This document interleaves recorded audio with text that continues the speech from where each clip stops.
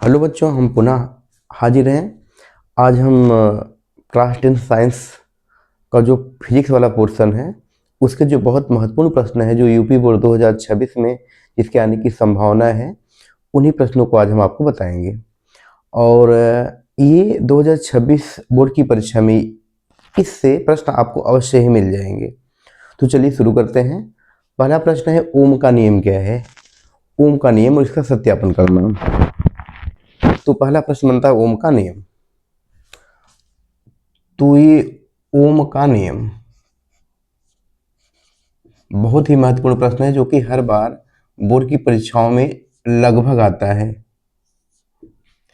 तो इनका स्टेटमेंट है, यदि किसी चालक की भौतिक अवस्था जैसे ताप दाब इत्यादि में कोई परिवर्तन न किया जाए तो चालक के सिरों के बीच का जो विभवांतर है, चालक में जो बहने वाली धारा होती है उस धारा के अनुक्रमानुपाती होता है। मान लेते हैं एक चालक तार है ए बी, इसमें बहने वाली धारा आई है और चालक के सिरों के बीच का जो विभवांतर है v। तो ये जो विभवांतर होगा यह प्रोपोर्शनल होगा धारा I के। जब इस प्रोपोर्शनल चिन्ह को हटाएंगे तो एक नियतांक आता है जिसको हम कहते हैं R। तो ये होगा V equal I into R, जहां R एक अनुक्रमानुपाती नियतांक है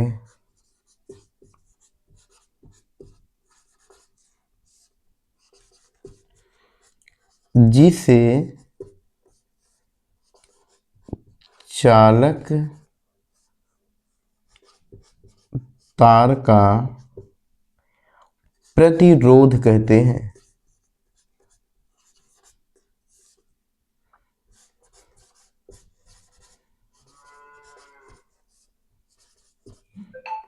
इसका मात्रक ओम होता है। ये जो R का मात्रक है यह ओम होता है, इसका यह सिंबल संकेत होता है। तो ये ओम का नियम है। चालक तार के सिरों के बीच का जो विभवांतर है, चालक तार में बहने वाली जो धारा है उस धारा के अनुक्रमानुपाती होता है।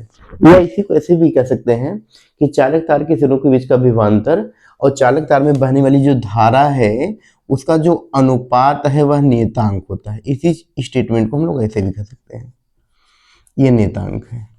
और ये जो नियतांक आता है इसी को हम लोग R कहते हैं। और बाकी मैंने लिखा ही है कि R क्या है? चालक तार का प्रतिरोध है।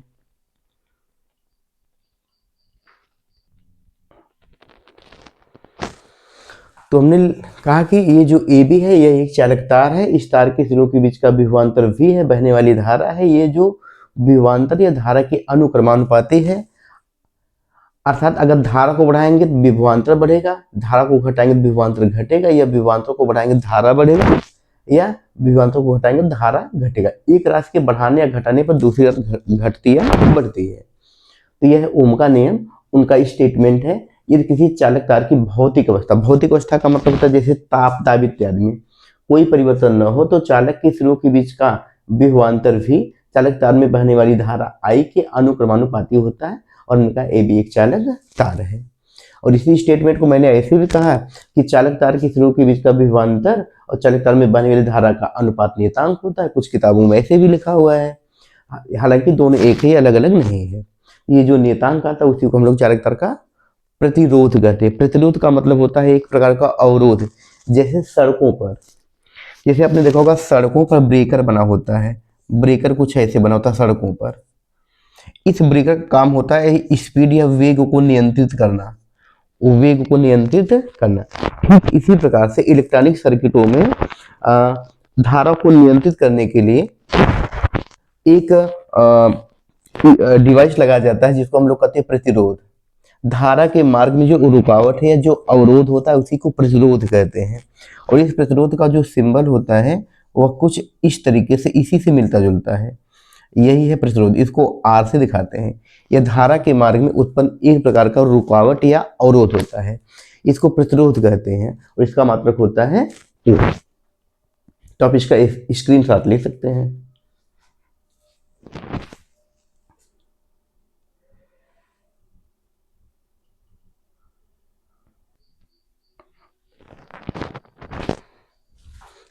आगे है ओम के नियम का सत्यापन। तो ओम के नियम का सत्यापन करने के लिए हम लोग बनाते हैं एक सर्किट डायग्राम। ओम के नियम का सत्यापन दिखाने के लिए हमको चाहिए कुछ उपकरण, जैसे सेल या बैटरी, एक अमीटर, एक वोल्ट मीटर, प्रतिरोध और धारा नियंत्रक। जो अमीटर होता है वह किसी भी इलेक्ट्रॉनिक सर्किट या परिपथ में सदैव श्रेणी क्रम में जोड़ा जाता है। जो वोल्ट मीटर होता है वह किसी भी परिपथ में सदैव समांतर क्रम में जोड़ा जाता है। जो धारा नियंत्रक होता है उसका कार्य होता है कि धारा को परिवर्तित करना, धारा को घटा लेना या धारा को बढ़ा लेना। वह धारा नियंत्रक, उसको रिहास्टेट भी कहते हैं। और इसके बाद परिपथ में लगातार धारा की सप्लाई हो रही है, उसको रोकने के लिए या चालू करने के लिए हमको एक स्विच या की चाहिए, जिसको कुंडी भी कहते हैं। तो हमने एक सेल लिया हुआ है, इसको सेल कहते हैं, यह सेल का सिंबल होता है। ऐसा सिंबल सेल का होता है, एक प्लस और एक माइनस होता है। अगर यही दो ठे जुड़ जाए ऐसे करके, प्लस माइनस, अब ये दो ठे सेल हो गए, यह एक है तो सेल है, और ये दो ठे हो गए तो बैटरी हो गई। अर्थात सेलों के संयोजन को बैटरी कहते हैं। एक रहेगा सेल, अगर एक से ज्यादा हो गया तो बैटरी हो जाएगी। Combination of cell is known as battery. तो ये बड़ा वाला प्लस, छोटा वाला माइनस। इसके बाद हमने एक कुंजी जोड़ दिया जिसको की कहते हैं, यानी कि एक प्रकार का यह स्विच होता है। यह अमीटर है, इसका एक प्लस होता है एक माइनस होता है। इसमें दो ठे वायर होते हैं, एक रेड और एक ब्लैक। अगर रेड का है तो वह प्लस होगा, और अगर ब्लैक है तो वह माइनस होगा, या तो दो ठे हुंडी लगी होती है। इसी प्रकार से वोल्ट मीटर होता है। यह अमीटर धारा को मापता है, और वोल्टेज जो होता है वह दो तारों के बीच का विभवांतर बताता है, कितना विभवांतर है। बाकी प्रतिरोध आर है। तो इस सर्किट में सेल, अमीटर, प्रतिरोध, धारा नियंत्रक ये श्रेणी क्रम में जुड़े हैं, और जबकि जो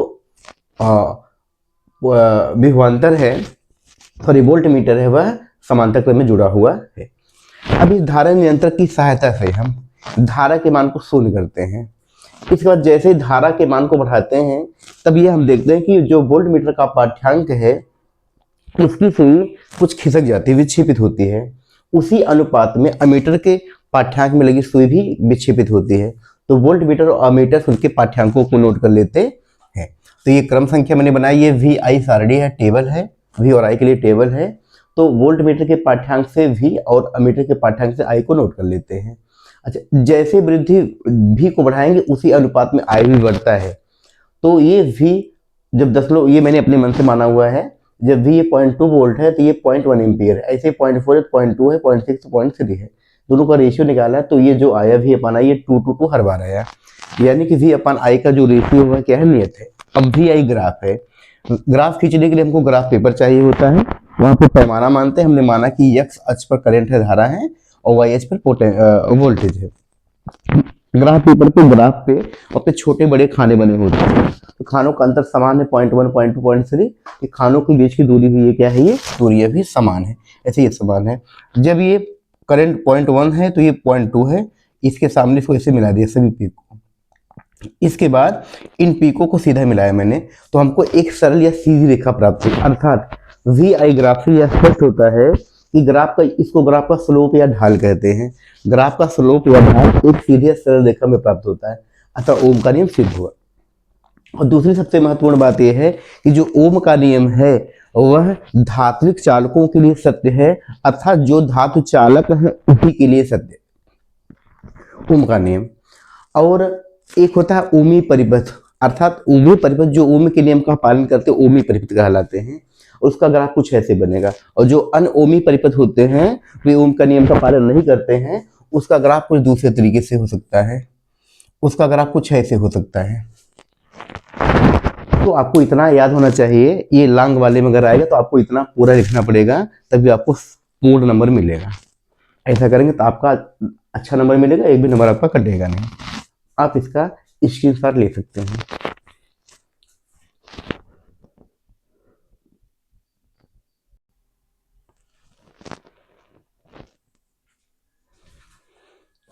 नेक्स्ट क्वेश्चन है कि वैद्युत प्रतिरोध किसे कहते हैं, और यहीं से कभी कभी ये पूछा जाता है कि प्रतिरोधकता क्या है और वैद्युत प्रतिरोध को प्रभावित करने वाले कारक कौन से होते हैं।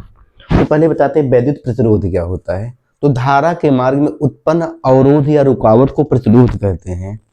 इसको आर से दिखाते हैं, या यह आप दूसरी परिभाषा इसको ऐसे भी कह सकते हैं कि किसी चालक तार के सिरों के बीच का विभवांतर और चालक तार में बनी हुई धारा के अनुपात को प्रतिरोध कहते हैं। आप इसी डिफिनेशन को ऐसे भी बता सकते हैं। इसका जो मात्रक है प्रतिरोध का, प्रतिरोध को आर से दिखाते हैं और इसका मात्रक होता है ओम, और उसका ये संकेत होता है। मात्रक छोटे बड़े हो सकते हैं, जैसे किलो ओम हो सकता है, ओम है, किलो ओम है, ऐसे मात्रक बड़े और छोटे हो सकते हैं। इसको प्रभावित करने वाले कारक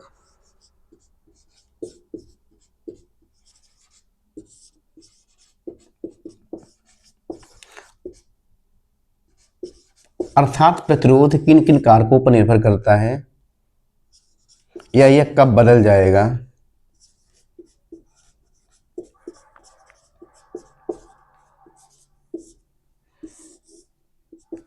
तो पहला कारक है चालक तार की लंबाई।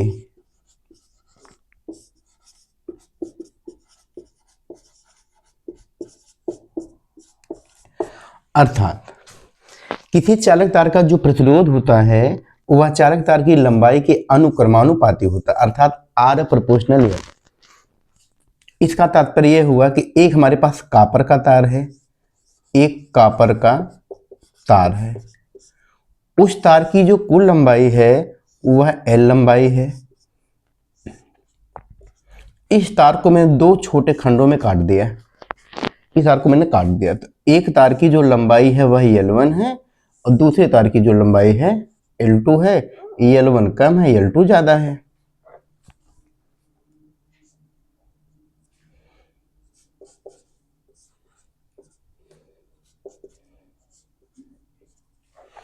तो जो तार लंबा होगा उसका प्रतिरोध ज्यादा होगा और जो तार छोटा होगा उसका प्रतिरोध कम होगा। अर्थात अगर लंबाई ज्यादा होगी तो प्रतिरोध भी उसका क्या होगा, ज्यादा होगी, और यदि लंबाई कम होगी तो प्रतिरोध भी उसका क्या होगा, कम होगा। नंबर 2, चालक के क्षेत्रफल पर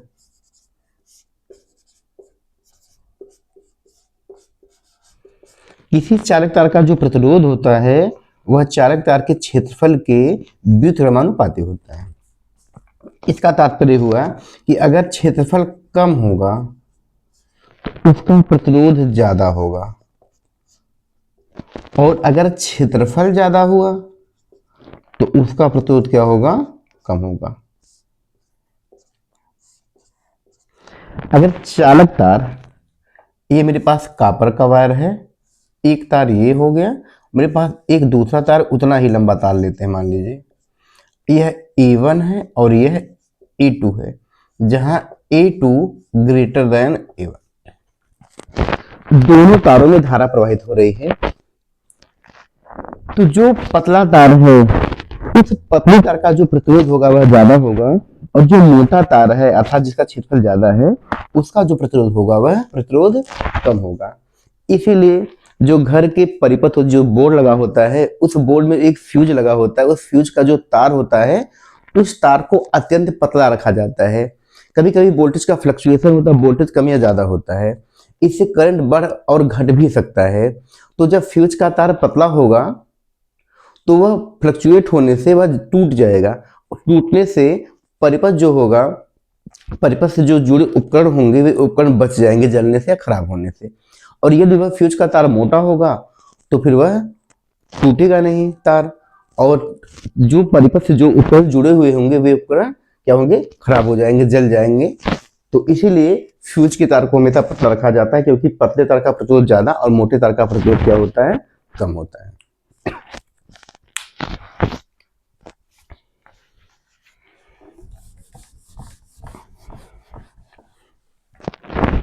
इन नियमों को लगाते हैं, यह 1 और यह 2, कह रहे हैं नियम 1 व 2 से, नियम 1 व 2 से। तो ये है R प्रोपोर्शनल L और ये 1/a है तो ये l/a हो गया। जैसे ये साइन को हटाएंगे तो एक नियतांक आता है, इसको कहते हैं रो, यह होगा r बराबर रो l अपान ए, या इसको कहते हैं रो बराबर आर ए अपान एल। इसको पढ़ते हैं रो, यह है रो, और इसको कहते हैं विशिष्ट प्रतिरोध, विशिष्ट प्रतिरोध, या इसी का दूसरा नाम है प्रतिरोधकता, विशिष्ट प्रतिरोध या प्रतिरोधकता। इसको रो से दिखाते हैं, यह रो है। अब परीक्षा में पूछा जाता है विशिष्ट प्रतिरोध, या ये पूछ देंगे आपसे कि एक ही पदार्थ के दो भिन्न भिन्न लंबाई के चालक तारों का विशिष्ट प्रतिरोध क्या होगा। अगर कोई चालक तार एक ही पदार्थ का है, जैसे हमने अभी शुरुआत में लिया था कॉपर का वायर, इसको काटा दो छोटे भागों में, एक भागी एक भागी, इसकी लंबाई L1, इसकी लंबाई L2, तो इन दोनों का जो प्रतिरोध होगा वह अलग अलग होगा, किसी का प्रतिरोध R1 होगा, किसी का प्रतिरोध R2 होगा। लेकिन अगर मैं दोनों के विशिष्ट प्रतिरोध की बात करूं तो दोनों का जो विशिष्ट प्रतिरोध होगा वह समान होगा। क्यों समान होगा? क्योंकि जो चालक है वह एक ही पदार्थ का बना हुआ है। तो भिन्न भिन्न लंबाई के चालक तारों का प्रतिरोध अलग अलग हो सकता है, लेकिन विशिष्ट प्रतिरोध वही रहता है। अब विशिष्ट प्रतिरोध का मात्रक क्या होता है, तो मात्रक भी देख लेते हैं हम लोग। फार्मूला है ये rho equal R A upon L. R का मात्रक होता है ओम, और जो ए है वह क्षेत्रफल है, क्षेत्रफल का मात्रक होगा मीटर का स्क्वायर,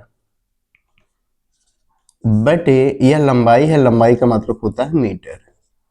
मीटर से एक मीटर कट जाएगा तो आएगा ओम मीटर। यह है विशिष्ट प्रतिरोध का मात्रक। और एक होती है विशिष्ट चालकता। विशिष्ट प्रतिरोध या प्रतिरोधकता के व्युत्क्रम को विशिष्ट चालकता कहते हैं, ये भी जान लीजिए एक लाइन में। इसको सिग्मा से दिखाते हैं, यह होता है 1/रो करके। अगर मात्रक की बात करेंगे तो ये 1/, ओम मीटर होगा, ओम ऊपर जाएगा, मीटर भी ऊपर जाएगा, तो ओम खाते ऋण एक और मीटर खाते भी ऋण एक आएगा। यह चालकता, इसको दिखाते सिग्मा से। इसका स्क्रीनशॉट आप ले सकते हैं।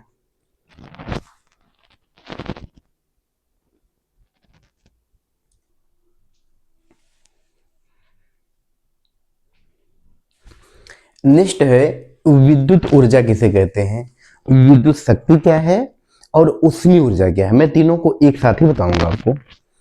तो कह रहे विद्युत उपकरणों को चलाने में टीवी चलता है, पंखा चलता है, बल्ब जलता है, ऐसे हीटर ऊष्मा उत्पन्न करते हैं, ये सब कौन सी ऊर्जा है, विद्युत ऊर्जा है। तो विद्युत उपकरणों को चलाने में जो ऊर्जा व्यय होती है उसी को कहते हैं विद्युत ऊर्जा कहते हैं। तो कह रहे कि एक चालक तार है, तार के सिरों के बीच का विभवांतर भी है, तो धारा तार में वही होगी, और धारा कब वही होगी, जब आवेश प्रवाहित हुआ होगा तब वही होगी। तो ये फार्मूला होता है V इक्वल W/Q, विभव बराबर कार्य बटे आवेश। तो यहां से होगा कार्य बराबर विभव गुणे आवेश। चूंकि यह W है, कार्य यानी ऊर्जा, तो इसका मात्रक होगा जूल। इसका मात्रक क्या होगा, जूल होगा। अब हम लोगों ने पढ़ा हुआ है कि Q बराबर होता है IT, आवेश बराबर धारा गुणे समय। तो अगर यहाँ Q की वैल्यू रखें तो होगा W बराबर VIT, मात्रक होगा जूल। तो यहाँ पे व्यय ऊर्जा है विभवांतर व धारा के पदों में। नंबर 2, हम लोगों ने पढ़ा ओम का नियम। ओम का नियम यह होता है V बराबर I इंटू आर।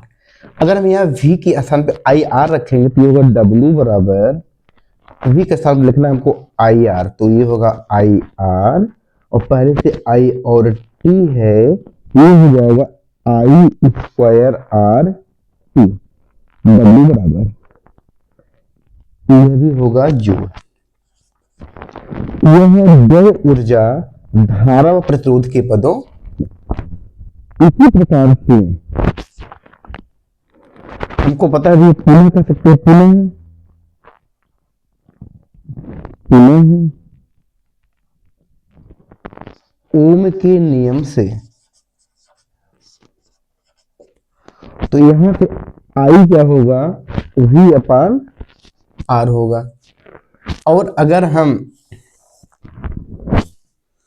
आई भी अपान आर होगा, यदि यहाँ आई के साथ भी अपान आर रख दी तब क्या होगा, तो होगा W बराबर आई को रिप्लेस करना V अपान आर, ये आई का स्क्वायर दिया होगा V का स्क्वायर बटे आर का स्क्वायर, V का स्क्वायर बटे आर का, इस बार ये मैंने आई के स्थान रखा, बाकी आर और टी पहले से है, ये आर है और ये टी है, एक आर से आर कट जाएगा, W बराबर आएगा V स्क्वायर टी अपान, यह भी होगा किसमें, जूल में।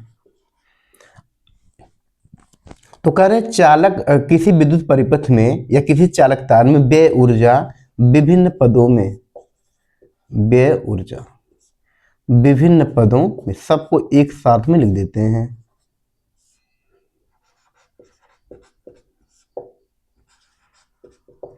तो W बराबर V इंटू क्यू है, V आई टी है, आई स्क्वायर आर टी है और V square T upon R है। क्योंकि सब व्यय ऊर्जा है इसलिए मात्रक होगा इसका जूल। इसीलिए मैं आपको एक और बताता हूं, उष्मीय ऊर्जा। अलग से नहीं देखिएगा, रट्टा नहीं मारना है, आप साथ में इसको देख सकते हैं। उष्मीय ऊर्जा, आपको कुछ इसके उदाहरण बताते हैं। जैसे बल्ब जलता है, विद्युत बल्ब जल रहा है, यानी कि विद्युत ऊर्जा जो है वह चेंज हो रही है प्रकाश ऊर्जा में, इलेक्ट्रिकल एनर्जी कन्वर्ट हुई लाइट एनर्जी में। ऐसे ही पंखा चलता है, इसका तात्पर्य यह हुआ है कि जो इलेक्ट्रिकल एनर्जी वह मैकेनिकल एनर्जी में चेंज हो रही है, यानी यांत्रिक ऊर्जा में बदल रही है। ठीक इसी प्रकार से कुछ ऐसे उपकरण भी होते हैं जो विद्युत ऊर्जा को उष्मीय ऊर्जा में बदलते हैं, यानी कि उष्मा निकलती, जैसे हीटर है, जैसे इलेक्ट्रिक प्रेस हो गया, ये सब जो उपकरण है यह विद्युत ऊर्जा को उष्मा में बदल देते हैं। तो ये जो विद्युत ऊर्जा है वह उष्मीय ऊर्जा के पदों में कैसे लिखेंगे इसको, तो हम जानते हैं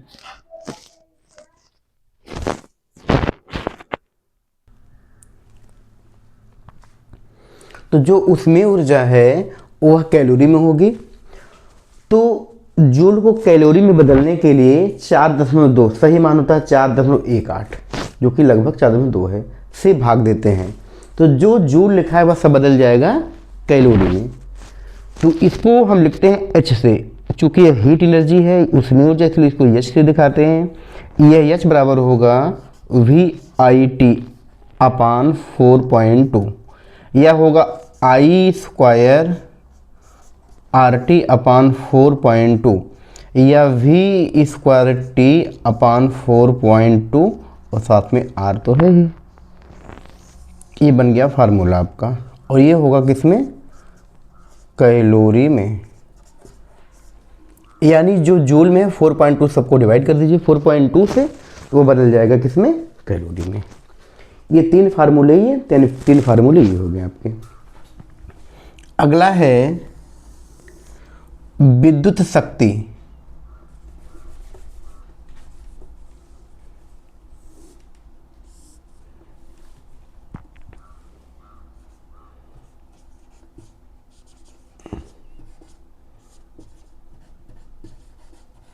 विद्युत शक्ति या विद्युत सामर्थ्य,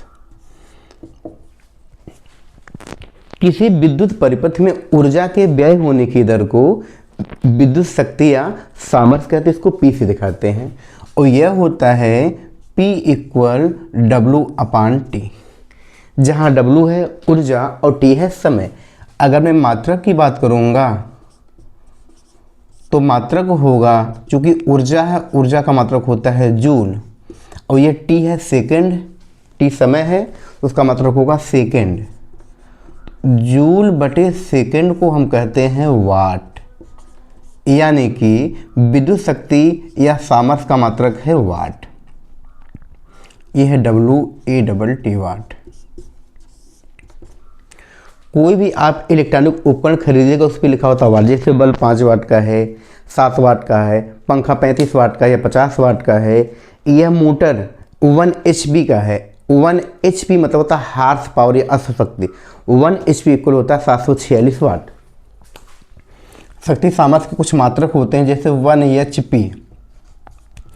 H का मतलब है हार्स, HORS हार्स, और P मतलब पावर, घोड़े जैसी शक्ति कहते हैं, अश्व शक्ति। होता है 746 वाट। ऐसे होता है 1 किलोवाट यानी 1 kW, यह होता है 1000 वाट। ऐसे 1 मेगावाट होता है 10⁻³ किलोवाट या 10⁻6 वाट कह सकते हैं W। ये कुछ छोटे और बड़े मात्रक हैं। अब ये जो विद्युत शक्ति सामर्थ्य है इसको भी विभिन्न पदों में हम लोग लिख सकते हैं। जैसे पहला P इक्वल W/T है। W क्या है? व्यय विद्युत ऊर्जा। जैसे W की वैल्यू रखते हैं VIT, तो होगा P इक्वल VIT। इस T से ये T कटेगा तो आएगा P equal V into I, यानी विद्युत शक्ति या सामर्थ्य विभवांतर व धारा के पदों में, और ये होगा वाट। ठीक इसी प्रकार से W की जो दूसरी वैल्यू है I²RT, I²RT अपान T, T से T कट जाएगा तो ये आएगा P इक्वल I²R, मात्रक होगा वाट। इसी प्रकार तीसरा है P इक्वल W है V²T अपान R, तो ये V²T है अपान R, और ऑलरेडी T पहले से था, T से T कटेगा तो आएगा P इक्वल V² अपान R, और यह होगा ये भी वाट में। ये शक्ति और सामर्थ्य विभिन्न पदों में ऐसे लिखा हुआ है। कभी कभी परीक्षाओं में पूछता है कि वाट किसे कहते हैं। वाट तो फार्मूला आपने कहा P इक्वल W अपान T। यदि मैं कह दूं कि यह W 1 जूल है और समय 1 सेकंड है तो P होगा 1 वाट के बराबर। यानी किसी विद्युत परिपथ में यदि 1 सेकंड में 1 जूल ऊर्जा व्यय हो रही है तो उस परिपथ की शक्ति या सामर्थ्य 1 वाट कहलाएगी। या जैसे किसी बल्ब पर लिखा है 5 वाट, तो इसका तात्पर्य यह हुआ कि यह बल्ब 1 सेकंड में 5 जूल ऊर्जा खर्च कर देगी। जैसे एक पंखा 50 वाट का है, इसका तात्पर्य है कि यह पंखा 1 सेकंड में 50 जूल ऊर्जा को व्यय कर देगा, खर्च कर देगा, या उसको एक रूप से दूसरे रूप में बदल देगा, ये भी कर सकते हैं। ऐसे किसी समरसेबल टुल्लू पंप पे लिखा है वह 1 HP का है, तो इसका मतलब यह है कि वह 1 सेकंड में 746 जूल ऊर्जा को क्या करेगा, खर्च कर देगा या व्यय कर देगा। तो आप इसका स्क्रीनशॉट ले सकते हैं। इस प्रकार से कुल आपके पास 9 फार्मूले हुए। इस पे आंकिक प्रश्न भी आते हैं।